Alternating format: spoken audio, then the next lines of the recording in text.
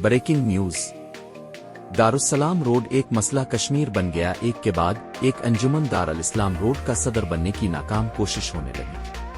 کون بنے گا دارالسلام روڈ کا صدر؟ دارالسلام روڈ کے عوام بھی حیران و پریشان۔ پہلے ناکام صدر کی پہلی کوشش ناکام ہونے کے بعد دوسری کوشش مک شہباز یوسفی عرف بھالو اپنی صدارت جمانے دارالسلام روڈ پہنچ گئے، تمام دکاندار حضرات سے ملاقات کی اور ان کے مسائل پوچھے اور صدر بننے کے لیے حمایت کا اعلان کروانے کی کوشش کی گئی۔